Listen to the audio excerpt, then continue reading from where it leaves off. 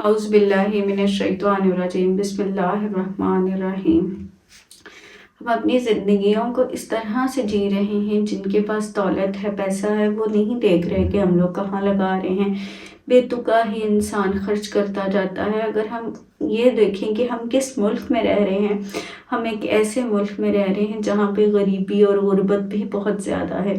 एक तरफ देखा जाए तो लोगों के पास इतना पैसा है कि वो बहा पानी की तरह बहाते जा रहे हैं, ये बिना सोचे समझे कि वो किस खर्च करना भी चाहिए उनको या नहीं। और दूसरे कोने में देखें तो कोई एक वक्त की रोटी के लिए भी तड़प रहा है। आज की वीडियो में हम इस बारे में बात करेंगे, लेकिन उससे पहले मैं आपसे दरख्वास्त करूंगी कि वीडियो को एंड तक देखा करें, चैनल को सब्सक्राइब किया करें, वीडियो को लाइक किया करें, कमेंट्स और शेयर ज़रूर किया करें। देखिए कि हम एक ऐसे मुल्क में रहते हैं जहाँ गुर्बत भी बहुत ज़्यादा है, जहाँ लोग एक वक्त के खाने के लिए भी तड़प रहे हैं। कभी आपने उनको देखा है जाकर यहाँ पर कि एक वक्त का खाना भी उनको किस तरह से मुयस्सर होता है, वो कितनी तकलीफ़ में है, कितनी तंगी में है।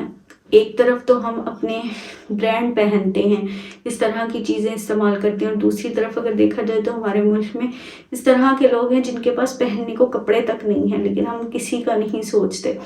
कभी हमने ये सोचा है कि हम किसकी उम्मत हैं और हम क्या कर रहे हैं। एक तरफ इस मुल्क की तंग दस्ती है, तकलीफ़ें हैं, लोगों की भूख है, और दूसरी तरफ इस मुल्क में जो नया मोबाइल आता है वो शॉर्ट हो जाता है। किस लिए? क्योंकि उसकी ख़रीदो फरोख्ती इतनी बढ़ जाती है। एक तरफ किसी को खाने को रोटी नहीं मिल रही, पहनने को कपड़ा नहीं मिल रहा, और दूसरी तरफ ऐसे लोग हैं जो एक गाड़ी के नंबर को पहले लेने के लिए 4-5 लाख रुपया एक्स्ट्रा दे देते हैं कि जी हमें इसका नंबर पहले चाहिए। वो खुदारा कुछ तो ख्याल करो, कुछ तो ख्याल करो कि तुम लोग किस मुल्क में रहते हो। लोगों की गुर्बत का ख्याल करो, उनकी मुफलिसी का ख्याल करो, उनकी तकलीफ़ों का ख्याल करो। मेरे आका सल्लल्लाहु अलैहि वसल्लम को एक सख्त फ़ैसला लेना था। एक सहाबा थे, साद इब्ने उबादा, उनके पास झंडा था, उनको अलम दिया गया था, और अलम जिसके पास होता था उसकी बादशाहत होती थी सब पर। एक वक्त कड़ा आ गया कि उनसे वो अलम लेना था, और गलती भी कोई इतनी बड़ी नहीं थी। मेरे आका सल्लल्लाहु अलैहि वसल्लम के पास एक सहाबी आए, उन्होंने कहा कि या रसूलल्लाह क्या करना है। आका ने कहा क्या करना है? साद इब्ने उबादा से झंडा वापस लेना है। वो भी परेशान थे, तमाम सहाबा, क्योंकि सहाबी भी ऐसे थे कि जो जज्बाती थे, बात को बहुत जल्दी महसूस कर जाते थे, रो पड़ते थे, सब परेशान थे। आका सल्लल्लाहु अलैहि वसल्लम ने कहा साद इब्ने उबादा को बुलाओ। साद इब्ने उबादा को बुलाया गया। आका सल्लल्लाहु अलैहि वसल्लम ने कहा साद इब्ने उबादा, एक मुश्किल पड़ गई है, तुमसे झंडा वापस लेना पड़ेगा, और मैं सोच रहा हूँ कि तुमसे झंडा लेकर तुम्हारे बेटे को दे दूँ। सुभान अल्लाह, कितनी खूबसूरत बात है। वो बात जिससे उनको तकलीफ़ होती, सहाबा इकराम को तकलीफ़ होती, या उनके आंसू निकलते, या वो सोचते कि पता नहीं मुझसे झंडा क्यों आका ने वापस ले लिया। आका सल्लल्लाहु अलैहि वसल्लम ने कहा कि आपसे झंडा लेकर आपके बेटे को देना है, ताकि अगली इमामत जो भी है, अगले वजारत जो भी है, वो आपके बेटे के पास हो। वो बहुत खुश हुए, जहाँ उनकी आंखों में आंसू आने थे, उन्हें तकलीफ़ होनी थी, वो वहीं पर खुश हो गए कि अब जो मैंने खिदमत की, जो मैंने चीज़ें सर अंजाम दी, वो अब मेरा बेटा देगा। उन्होंने कहा या रसूलल्लाह क्या बात है, कुर्बान जाऊँ आप पर कि आपने इतना बड़ा फ़ैसला लिया। जो कुछ मैंने आपके लिए किया आज तक, वो आगे मेरा बेटा भी करेगा, मेरे बेटे को भी ये फजीलत हासिल होगी, मेरा बेटा भी हर काम आपके साथ करेगा। तो उन्हें वो खुशी हुई।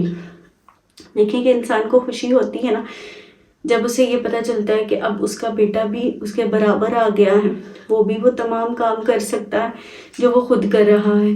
तो इसी तरह से उन सहाबा को बहुत खुशी हुई। देखें कि मेरे आका सल्लल्लाहु अलैहि वसल्लम का क्या नज़रिया था। वो उनको तकलीफ़ नहीं देना चाहते थे, उनसे झंडा भी वापस ले लिया और उनके बेटे को दे दिया, और उनको तकलीफ़ भी नहीं हुई, बल्कि वो खुश हुए कि आका सल्लल्लाहु अलैहि वसल्लम ने उनका बाद उनके बेटे का सोचा।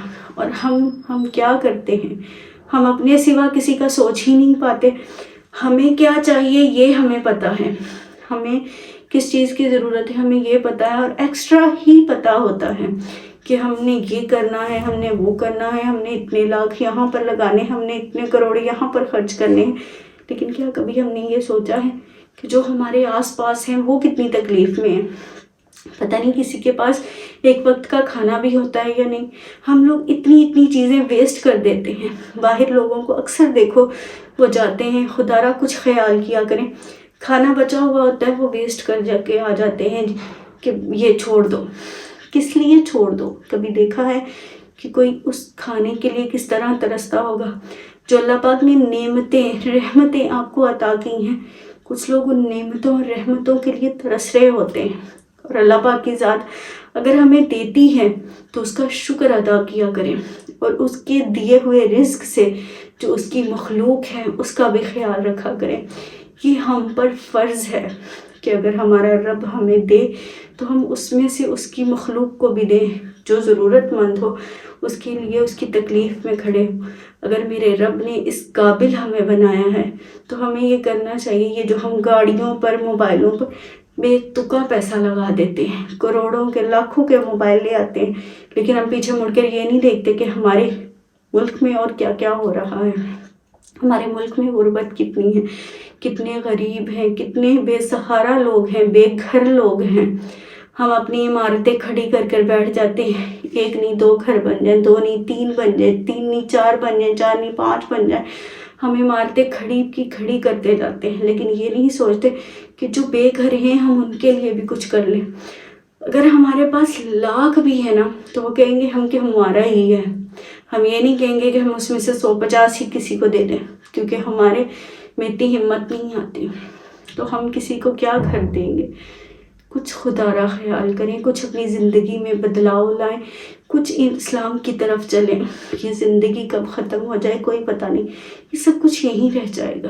اسی لیے اپنے ملک میں کیا ہو رہا ہے کیا نہیں ہو رہا اپنے سے آگے پڑھ کر بھی دیکھیں، دنیا کو بھی دیکھیں، ان لوگوں کو بھی دیکھیں جو کہ غریب اور بے سہارا ہیں، جن کو آپ کی ضرورت ہے. اور خود یقین جانیں اگر رب کسی کو آپ کے پاس بھیجے اور آپ اس کا وسیلہ بن جائیں تو یہ آپ کے لیے بہت ہی خوش قسمتی کی بات ہوگی، کیونکہ میرا رب کسی کو کسی کا وسیلہ تبھی بناتا ہے جب وہ اس سے راضی ہوتا ہے. وہ سچ دعا میں یاد رکھیے گا. اللہ حافظ.